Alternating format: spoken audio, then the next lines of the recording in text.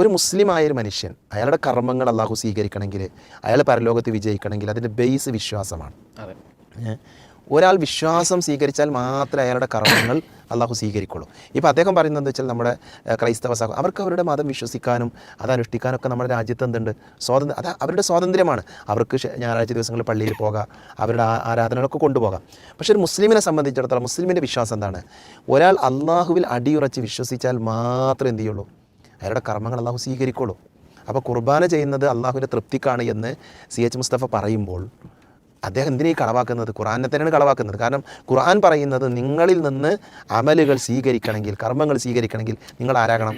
വിശ്വാസികളാണ്. എത്രയോ സ്ഥലത്തിൽ ഇപ്പോൾ സൂറത്തുൽ അസ്റിൽ ആദ്യം തന്നെ വൽ അസ്ർ ഇന്നൽ ഇൻസാന ലഫീ ഖുസ്ർ ഇല്ലല്ലദീന ആമനു, എല്ലാവരും നഷ്ടത്തിലാന്ന് പറഞ്ഞിട്ട് നഷ്ടകാരികളല്ലാത്ത ആളുകളെ പഠിപ്പിക്കും. ആദ്യം തന്നെ പറയുന്ന വിശ്വാസമാണ്. ഇത് അവിടെ മാത്രമല്ല, ഒരുപാട് സ്ഥലത്ത് എന്ത് ചെയ്യുന്നുണ്ട്, അള്ളാഹു പഠിപ്പിക്കുന്നത്.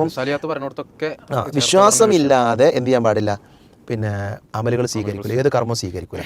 പിന്നെ അള്ളാഹു പറഞ്ഞൊരു വാചകമാണ് ഇന്നദ്ദീന ഇൻദല്ലാഹിൽ ഇസ്ലാം, അള്ളാഹിൻ്റെ അടുക്കൽ ഏത് ദീന്, അത് ഇസ്ലാമാണ്. ഇത് അഥവാ മുഹമ്മദ് നബി സല്ലല്ലാഹു അലൈഹി വസല്ലമയുടെ ഉമ്മത്ത് എന്ന് പറഞ്ഞാൽ അതിലിവിടെയുള്ള ഹൈന്ദവരുണ്ട്, ക്രൈസ്തവരുണ്ട്, ബുദ്ധമതക്കാരുണ്ട്, ഏത് രാജ്യത്തുള്ള ഏത് മനുഷ്യരാകട്ടെ ഒക്കെ ആരാണ് ശരിക്കും? നബി സല്ലല്ലാഹു ഉമ്മത്താണ്. അപ്പം നബി സല്ലല്ലാഹു അലൈഹി വസല്ലമയുടെ ഉമ്മത്തിലേക്കുള്ളത് വിശുദ്ധ ഖുർആനാണ്. ആ ഖുർആനാണ് എന്ത് ചെയ്യേണ്ടത്, അവർ സ്വീകരിക്കേണ്ടത്. ഇത് മുസ്ലിമിൻ്റെ വിശ്വാസമാണ്. ലോകത്തുള്ള എല്ലാ മനുഷ്യരും സ്വീകരിക്കേണ്ടത് ഖുർആനാണ്. ഖുർആൻ അവർക്കുള്ള ഗ്രന്ഥമാണ്.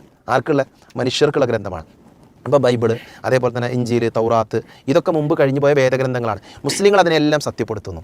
അത് ശരിയാണ്. ആ ഇഞ്ചീൽ ഇറങ്ങിയിട്ടുണ്ട്, തൗറാത്ത് ഇറങ്ങിയിട്ടുണ്ട്, സബൂർ എന്ന് പറഞ്ഞ ഗ്രന്ഥമുണ്ട്. അതിനെ നിഷേധിച്ചാൽ നമ്മൾ ആരാകൂല, നമ്മൾ മുസ്ലിം ആകൂല. പക്ഷേ പ്രശ്നം എന്താ വെച്ചാൽ നേരത്തെ ഷബീസ്ലായി പറഞ്ഞ പോലെ തന്നെ ഈ വേദഗ്രന്ഥങ്ങളിൽ പല ആളുകളും കടത്തിക്കൂട്ടലുകൾ വരുത്തി.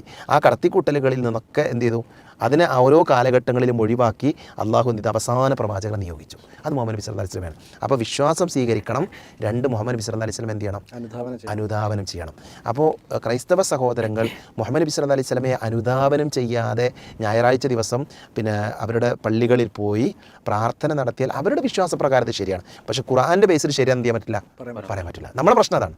CH മുസ്തഫ ഖുർആനിനെ മുന്നിൽ വെച്ച് പറയുന്നു അവരുടെ ആരാധനകൾക്ക് എന്തില്ല, അതൊക്കെ പുണ്യം ലഭിക്കുന്നതാണ്, നന്മയാണ് എന്ന് പറയാൻ ഖുർആൻ പഠിച്ച ഒരാൾക്ക് അത് പറയാൻ പാടില്ല. ഹൈന്ദവ സഹോദരൻ, ക്രൈസ്തവ അത് അവരുടെ വിശ്വാസമാണ്, അവരുടെ ഇഷ്ടമാണ്. അതിൽ നമുക്ക് കൈകടത്താൻ നമുക്ക് യാതൊരു അവകാശമല്ല. പക്ഷേ മുസ്ലിങ്ങളായ ഒരാൾ പിന്നെ ഞായറാഴ്ച ദിവസങ്ങൾ പള്ളിയിൽ പോകണം, അതേപോലെ തന്നെ അവർ പിന്നെ വെള്ളിയാഴ്ച ഒന്ന് ജുമാക്ക് വരിക, പിന്നെ ഏതെങ്കിലും ഉത്സവം നടക്കുന്ന സമയത്ത് അത് മുസ്ലിമിന് എന്തില്ല. അപ്പോൾ അങ്ങനത്തെ ഒരു സൗഹാർദ്ദ യഥാർത്ഥത്തിൽ പഠിപ്പിച്ചിട്ടില്ല എന്നുള്ളത് തന്നെയാണ് നമുക്ക് മനസ്സിലാക്കുന്നത്.